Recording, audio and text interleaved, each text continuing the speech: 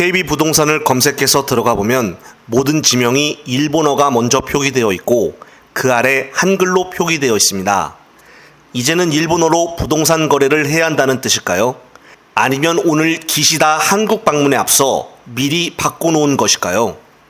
알고 보니 오늘 일시적인 것이 아니고 이미 일주일 전부터 계속 이렇게 나오고 있었다는 것입니다. 다른 부동산 정보 시세 사이트는 한번 어떨지 알아봤습니다.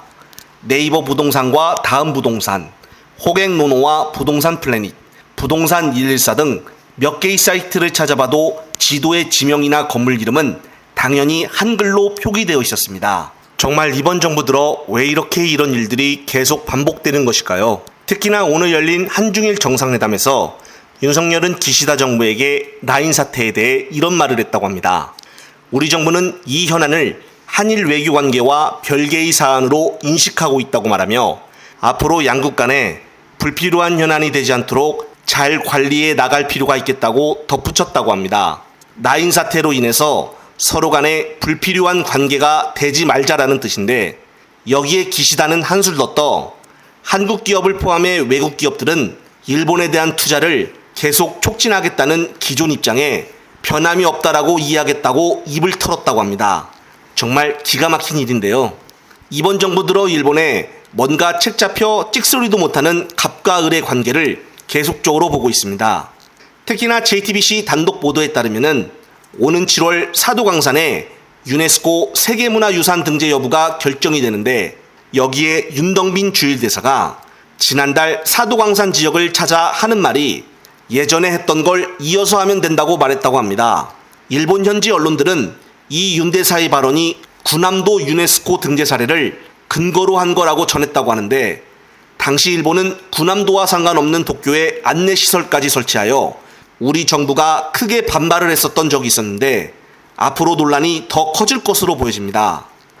이것에 대해 민주당은 오늘 주말임에도 불구하고 일본의 스스럼 없는 역사 왜곡과 독도 침탈 그리고 국내 기업 강탈 야욕에도 손 놓고 바라만 보는 것이 윤석열의 한일 관계 도약 전기며 관계 복원이냐고 비판을 하며 홈그라운드에서 열린 회담에서조차 국익을 저버리고 일본의 눈치를 보며 전전긍긍하는 윤석열의 모습은 용산 대통령실이 마치 일본 총리 관저인 것처럼 느껴지게 한다고 직격했습니다. 정말 이번 정부 들어서면서 일본에 간슬게 다 빼주는 것도 모자라 몸통까지 넘겨주려고 하는 굴종 외교에 국민의 인내심은 바닥을 친 지가 오래될 정도입니다. 심지어 기시다가 와서 기뻐서 그런지 국힘의 사무총장을 맡고 있는 성일종 의원이 갑자기 정신 나간 소리까지 해서 국민들의 분노를 더 쌓이게 만들었습니다. 이토 히로부미를 찬양한 성일종이가 26일 KBS 일요진단에 출연하여 윤석열의 경로가 뭐가 잘못된 것이냐라고 말을 하였다는 것입니다. 이에 대해 바로 민주당 강유정 대변인은 이쯤 되면은 확실하게 자백한 것이라고 말하면서 화 좀 낸 게 대수냐며 적반하장되는 것이 여당의 민심 역주행과 한심한 오독을 고스란히 보여준다며 형편없다고 비판했습니다. 정말 국힘당이 보수당이라고 표현할 수가 있는 것인지 이제는 좀 바꿔야 하지 않나라는 생각이 듭니다. 심지어 보수 농객 정유재마저 국힘에 대해 이렇게 표현을 하는데 관련된 영상 보시고 이어가겠습니다.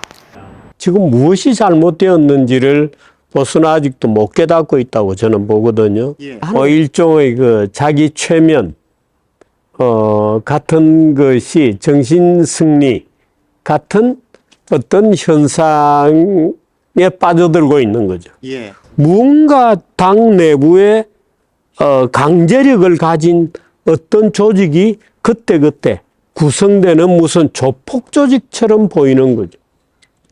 그런 당입니다. 국힘당. 그래서 국힘당은 이미 성령이 떠났다. 네, 그렇습니다. 한편 22대 국회 당선인인 양문석 박사가 이번 국회의장 선거에 대해 계속 논란을 일으키는 우상호를 두고 사이다 직격을 했습니다. 양문석은 구태정치, 마시간 우상호란 제목으로 글을 올리며 도도한 역사의 물줄기를 거슬러 오르면은 연어가 아니고 반역이요. 현 원내대표나 국회의장 후보는 총재 시절에는 지명직이었소. 그리고 노무현 대통령 이후 원내대표와 국회의장 후보는 국회의원의 몫으로 선출직이었소. 그리고 또 20년이 흐른 지금은 또 다른 시대 정신에 따라 권리당원이 당내 원내대표와 당내 국회의장 후보를 뽑는데 당연히 권한을 가지하지요. 그래야 당원이 주인이죠.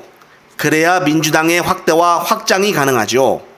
마시간 기득권, 마시간 586, 그중 우상호가 시대 정신이 20년 전 기준으로 멈춰선 작자들이 민주당의 전통을 우운하며 원내대표와 국회의장 후보는 국회의원의 몫이라고 우겨대며 또 내부 총질을 하고 있네요.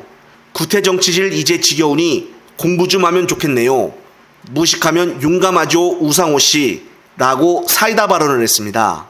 우상호는 역시 어느 정도 눈치를 채고 당원들에게 욕을 많이 먹어서 그런지 자신의 유튜브 채널에 영상을 만들어 해명을 하였는데 벌써 당원들과 지지자들의 마음은 이미 우상호를 떠난 지 오래된 것 같습니다. 2년 뒤 서울시장에 출마할 것이라는 썰도 나오고 있는데 이렇게 된 이상 쉽지 않을 것으로 보여지는데요. 얼마 남지 않은 22대 국회에서 어느 때보다 더 거대 야당을 맞이하는 민주당에서 또다시 계파 정치가 이어진다면 당원들의 권리가 더욱더 강화되는 상황에서 지지자들은 그냥 이 상황을 보고만 있지 않을 것입니다.